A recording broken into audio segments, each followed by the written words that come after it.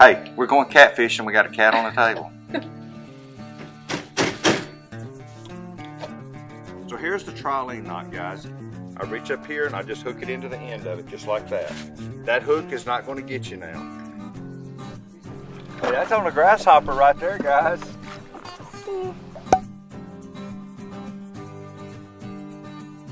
Hey guys, I'm Mike with Red River Living.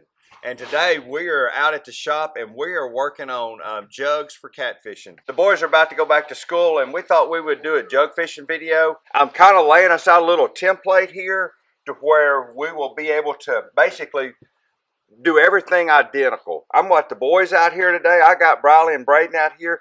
And Briley, how old are you? 9. Briley's 9 years old. 6. Braden, how old are you? 6. 6. And I'm going to start showing them how to tie some of these knots. We're going to be tying a trilene knot today and a dropper knot. I'm going to kind of go through some things while we're doing it here and show you some of the things that I've learned, some of the things I've seen on videos. Some of the jugs we've already got built, but I'm also going to get some new jugs down and go through that with y'all and just kind of show you what we do to jug fish. This is our material that we're using for jugs. I'm going to we'll talk a little bit about this. There's a pretty good story behind this. And this here is actually our end result. As you can see, I've got the jugs, some string, some fishing line. You see our swivels and recycled railroad ties. Guys, your weights is where you can spend a lot of money or save a lot of money. I'm going to show y'all a cheap way to make your own weights. Keep your jugs in place to where once you throw your jugs out, you pretty much know they're going to be there, barring it being a big fish. But even a big fish won't hardly drag off a Dixie cup. And I'll talk to you about the Dixie cup in just a little bit here. Let's get started here. And what's not? Look, it's turning. So guys, real quick, kind of go over our materials. We've got what we're calling our jug, which is basically a noodle that we have cut down. I'm going to be talking about this sometime during this and tell you a little bit about these noodles. What I want you to notice about these, that these are solid core, which makes them last a little bit longer. This is probably the best material I can think of. I've heard of people using Clorox jugs. What this does, I'm going to show you, it allows you to secure your hook right here. We just stick the hooks back into the end of it. These are cheap enough that once they wear out from one end to the other, at that point you can just remake them and kind of chasing rabbits here, squirreling on y'all. So I went to Academy last night and bought us some new trilene big game, 50-pound test. They didn't have 60 or I'd have bought 60. It's just easier to use the bigger cord here. We've never had problems using 40 really, but it's just easier to use the bigger line. So my recommendation is 50 or bigger. So that's our line that we'll be using today. Our swivels, there's just different kind of swivels I bought last night. That's just a barrel swivel that locks. Then what I will tell you though is I want you to use a circle hook. I think the circle hooks are the best hooks to use for this. We use a 6/0 and a 7/0. We've used down to 4/0. It's just whatever you prefer. The barrel swivel here, I'll show you where we use the barrel swivel. I use 2 swivels, one on the bottom, one on the top. Then this swivel and this is basically these are my bottom swivels right here. But they're all Eagle Claw stuff. Stopped by Lowe's, I bought us some clothesline wire that's coated. I'll talk to you about that later. And some Dixie cups. I guess the one thing I didn't show you was the twine here. Guys, I just went real quick into the shed there. I forgot to buy some twine last night. So I ran and just found some twine. And this is some of the twine y'all have seen us use on our catfish poles down at the river. That's this green twine right there. What I've done, hey, so I went and grabbed a 2x4 out of the shed here. And I've driven some nails in it. Well, we got company, don't we? Hey, we're going catfishing. We got a cat on the table. Betty Lou, is it that bad, baby? Is it that bad? Don't you put your butt in my face? You got to have some love. Are you cold? Go get some Didi if I get one of my jackets. It is the middle of August, and we are looking for jackets. We're looking for jackets today, guys. What a blessing it is. Yesterday, I think we go to the house, go see Didi, and get a shirt from Didi from me. Go tell her you need a jacket. You want one of Papa's. You want one? It's a goat rope. We're squirreling all over the place. We got dogs, we got cats, we got kids that are cold. Like I said yesterday, we've been running about 105. I think yesterday was in the low 90s. Today we've had thunder. We've had a couple raindrops hit the shop here. Anyway, back to the catfishing.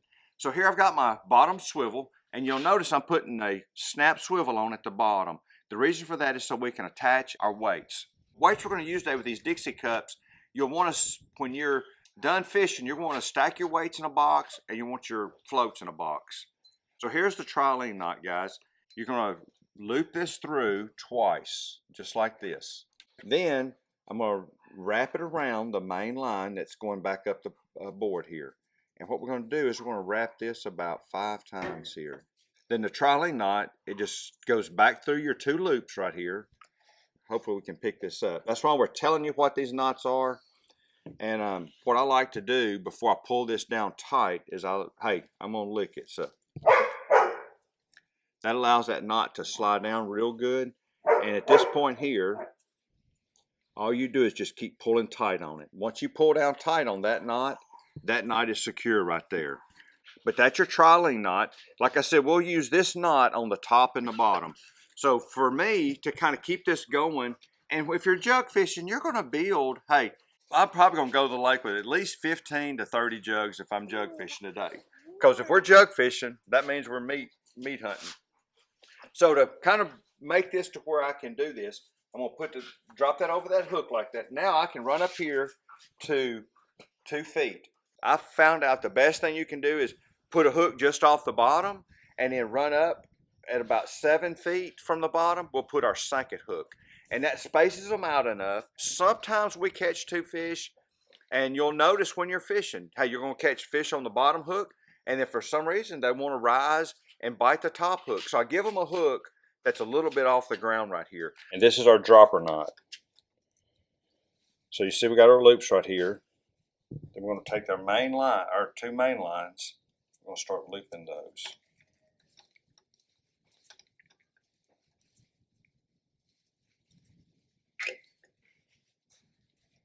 Okay. Then the loop part is going to go back through this loop right here. If I can get it. There it is right there. That pulls back up through there.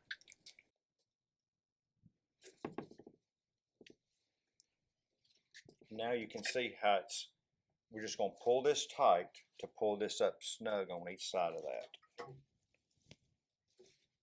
And this knot is used to stage your hook off of your main line.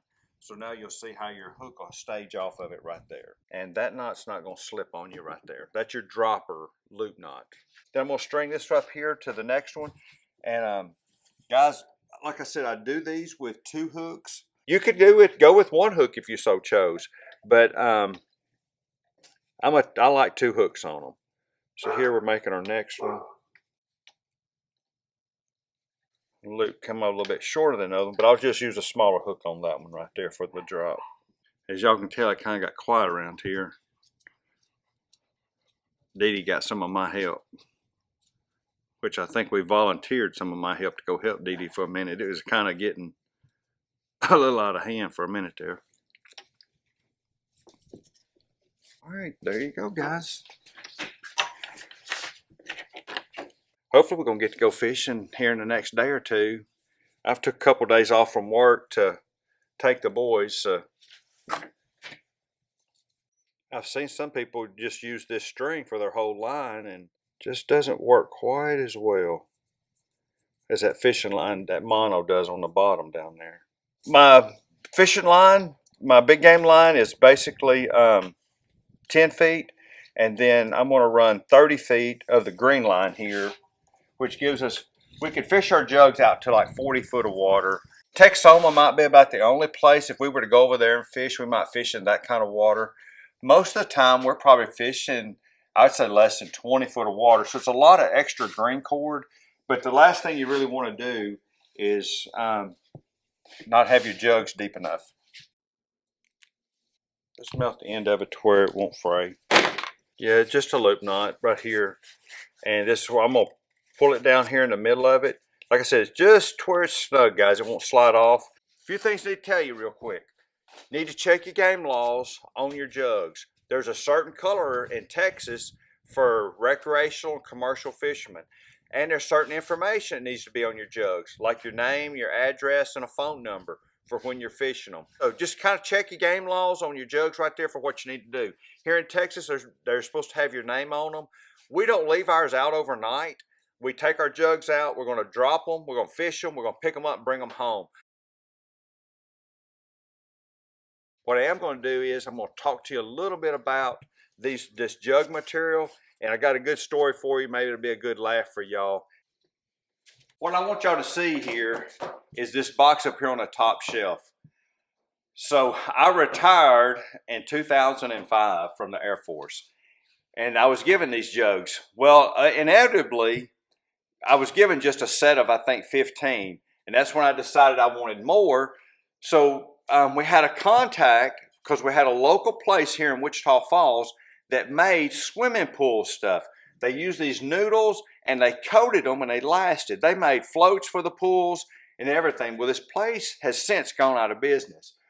Well, our contact was out of town or something, and me and Daryl were trying to build some of these floats. So I contacted the company and says, hey, told them who it was. I said, I'd like to come by and buy some of these noodles from y'all. And the person that I got on the phone with said, well, we don't sell raw material. And he says, well, let me get with my sales guy and see what we can do. So he comes back, and I think they were trying to run me off, because he tells me, well, the only way we'll sell it to you is by the case. And I said, well, how many noodles is in a case? And he said, 75. I said, 75 noodles. I did the math on that, and I think that was somewhere around $300 at the time for these noodles. Needless to say, I came home. I just told the guy on the phone, I said, hey, I'll be there shortly. So I went straight there, went in to buy the noodles, and they had one question for me. They said, how big a fish are you catching? I said, what do you mean, how big a fish am I catching? Well, these noodles are like 6 foot long, and they were assuming that I was using an individual noodle to fish with. They didn't realize I was cutting them up into like 1 foot sections to use. But anyway, I came home and I told my wife, I said, hey, I had to go buy some noodles today. And she said, you did? I said, yeah, but the only way they'd sell them to me was by the case. And you should have seen the look on my wife's face at that moment. She says, you bought a case of those? I said, it's the only way they'd sell them to me, Debbie. And she says, how much was a case? Needless to say, I was in a doghouse for a few days for buying a case of these. I've since sold some of them off. I've given some away to some people. And these are the ones that are left. And these are like treasured items here. And they have found a place here in the garage. And like I said, they are 15 years old at least. But they are basically brand new. And they're not 6 foot long. They're probably about 5 foot long. But this is the noodles material that we bought at the time. That's a solid, it's solid core. And we can cut it to the length that we want. That's the jugs. I'm gonna get a knife. We're gonna cut some of these brand new ones up right here, just so that we do some new ones for y'all. And then we're gonna, before we go fishing, I think we're gonna pull these out. We're gonna go through them, check the strings on them. Since they're so old, I'm probably gonna change out the string on them. With the stick, I figured out it's 58 inches. So what we're gonna do is to get the most out of it, we're gonna be at 11 and a half. What I learned with it was to cut these with just a big sharp knife. You just see how it cuts right through them right there.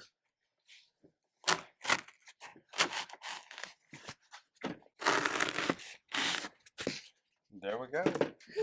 But that way you don't get a tear through one good solid cut through them. Well, guys, we've kind of got out here and we're group tackling this project. We've decided to go ahead and change out all of our fishing line on these. Jared and Keely have gotten out here. They've taken the old jugs and they're pulling them out of the bucket. They're cutting the hooks off the line. We got a little bit of assembly line going. I'm tackling one of the trilene knots and then doing the 2 drop loop knots on it. And then I'm just cutting it off and hanging them up. We'll have the kids out here hopefully in a little bit and they'll go back to tying these trilene knots on the end with the swivel here.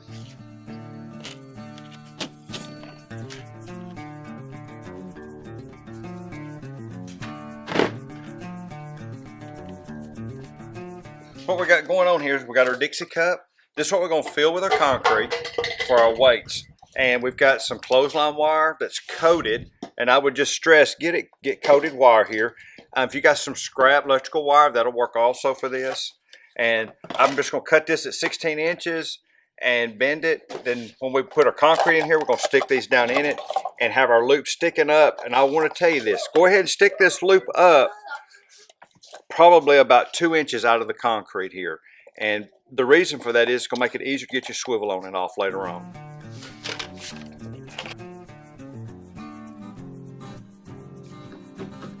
Well, guys, we are, as you can tell, kind of got a little bit of production going on here. Jared's working on the wire right now. We've kind of stopped tying our jugs for just a few minutes. We've got all the strings cut off of those jugs, and we have built quite a few strings up. But we need to get our concrete weights because it's Saturday, and we do plan on fishing Monday. So I thought we ought to go ahead and get these mixed up. So what we have is just a regular bag of Quikrete here, and we'll mix it up and then start putting it in our cups.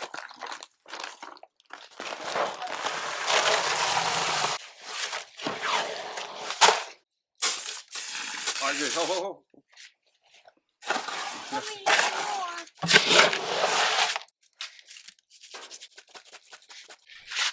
And that's going to be our weight right there, guys. I'm going to take these, set these off to the side. Hopefully the dogs and nothing else fools with them.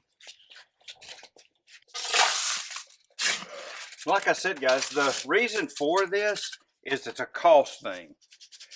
But I do think this jug is big enough to where you have enough weight there that a big catfish is not going to pull this off now. This will be what, alright? Oh, no one. Hey, you got two in there. Oh, we do.